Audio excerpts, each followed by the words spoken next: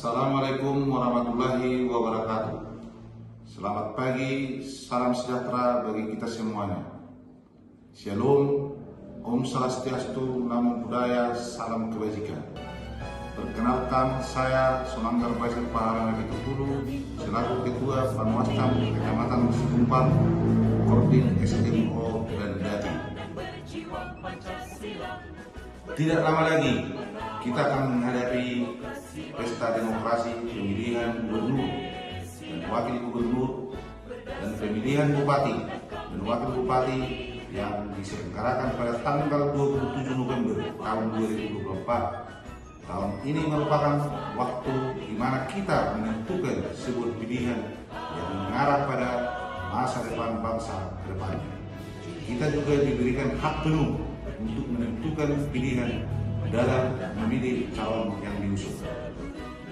Saat ini kita akan memasuki masa tenang.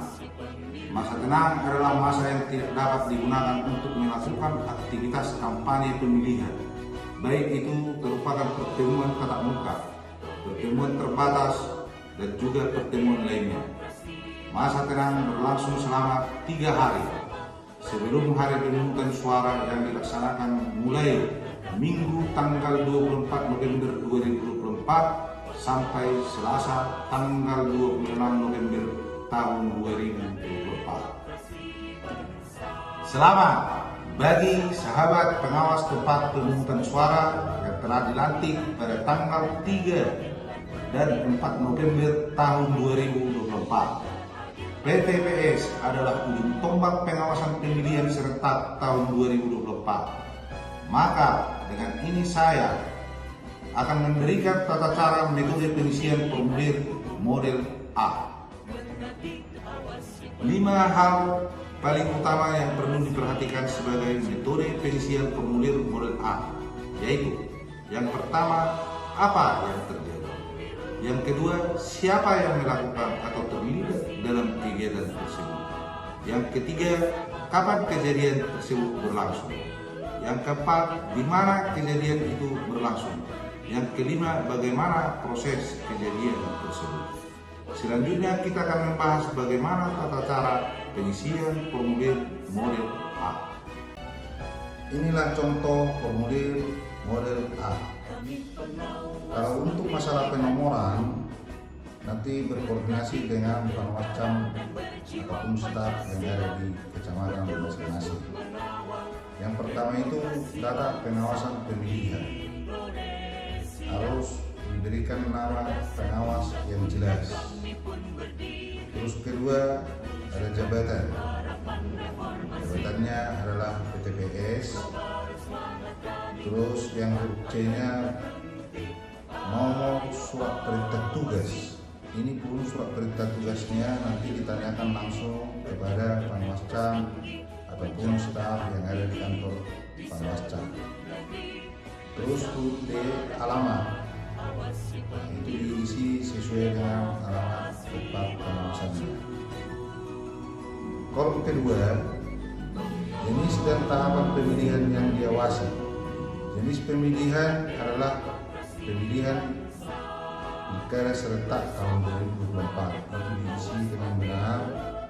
Terus yang B, tahapan pemilihan adalah masa tenang. Kita memberikan contoh pengawasan ini adalah pengawasan di masa tenang.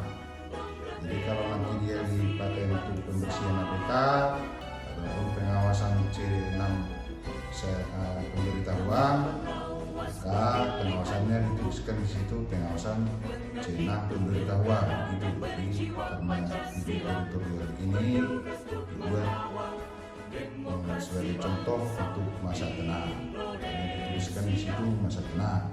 Terus yang ketiga, kegiatan pengawasan. Pengawasan pengawas itu selaku pengawas itu ada pengawasan langsung dan pengawasan tidak langsung. Pengawasan langsung itu adalah pengawasan yang benar-benar diawasi, dilihat, disaksikan, dan pengawas berada di tempat tersebut. Sementara pengawasan tidak langsung adalah hasil koordinasi teman-teman ataupun sahabat PTPS nantinya di lapangan berkoordinasi dengan PTPS. Itu angka nanti. Terus selanjutnya yang B, tujuan memastikan tidak ada terjadinya kampanye. Karena tadi kebetulan kita masa kampanye sesuai dengan regulasi yang menerangkan bahwa di masa tenang tidak boleh lagi melakukan kegiatan atau pertemuan terbatas ataupun pertemuan lainnya di saat masa tenang. Maka selaku pengawas PTPS, kita akan mengawasi apakah di saat masa kampanye tersebut masih ada kegiatan dari paslon. Jadi tujuannya memastikan tidak ada terjadi kampanye. Sasarannya adalah tim pemenangan ataupun pasangan calon peserta pilkada pemilihan 2024. Yang B, waktu dan tempat. Ini disesuaikan teman-teman pada jam waktu pengawasannya.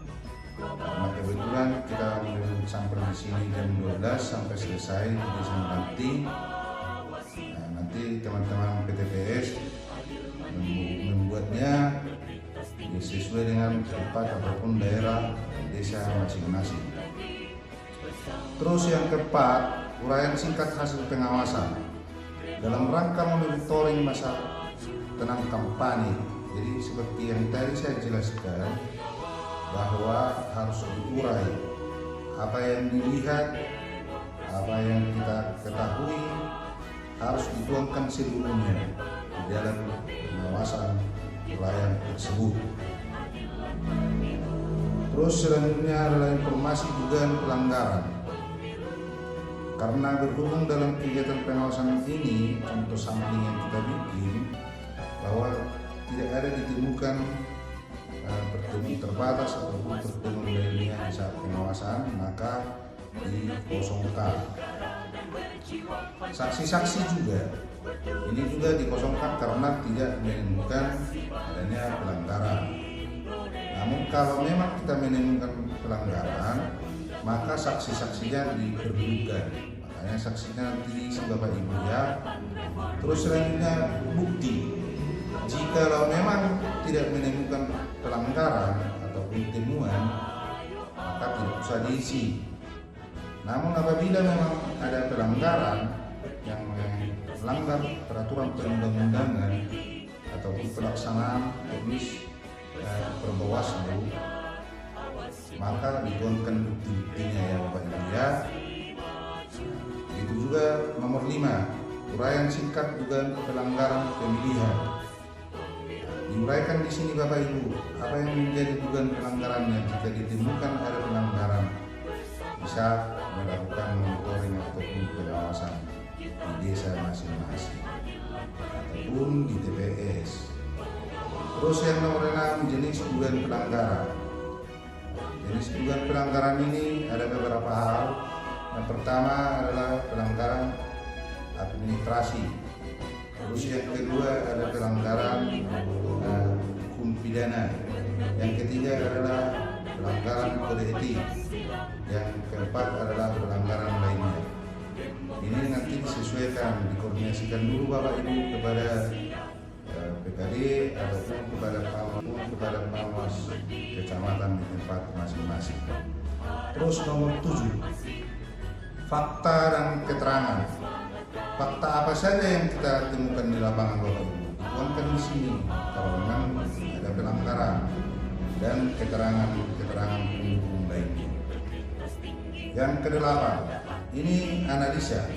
Selaku pengawas, kita harus mampu menganalisa apa yang menjadi persoalan ataupun masalah yang timbul di tempat yang kita awasi atau monitoring.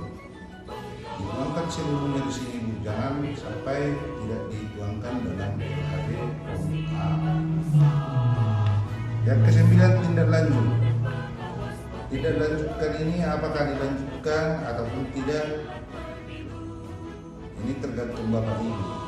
Pelanggaran ini kalau memang pelanggarannya bersifat tidak mengganggu tata cara ataupun metode pelanggaran, maka boleh didamaikan. Contoh, jika pasangan A dan pasangan B berselisih, Bapak Ibu boleh mendamaikan persediaan tersebut agar supaya tidak menjadi persoalan yang lebih besar. Kalau memungkinkan, tetapi jika tidak memungkinkan, maka segala sesuatu dituangkan dalam LHP. Perlu kita ketahui, walaupun bisa didamaikan, harus dituangkan juga nantinya Bapak Ibu ya. Dituangkan seluruhnya apapun yang terjadi di lapangan terkait permasalahan ataupun kendala-kendala di lapangan. Informasi potensi sengketa pemilihan. Ini ada mencakup 2 poin, peristiwa dan objek sengketa.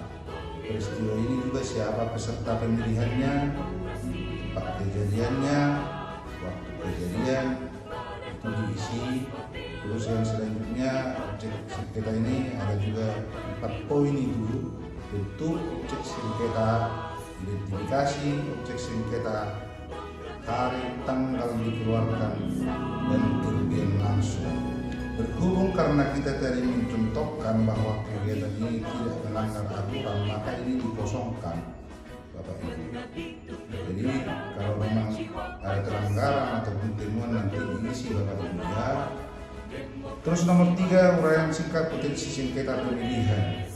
Ini juga kalau tidak ditemukan ataupun situasi aman sesuai dengan apa yang ditetapkan oleh peraturan perundang-undangan, maka tidak usah diisi Bapak Ibu.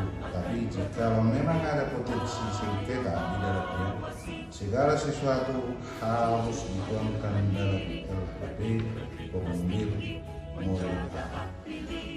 Selanjutnya di sini kita bikin nama dan alamat tidak sesuai dengan tempat masing-masing, jangan dicari Bapak Ibu. Ini hanya sebagai contoh. Tanggal 24 sampai tanggal 26 itu adalah masa tenang. Nanti pengawas pemilihan ditandatangani Bapak Ibu dan dituliskan namanya.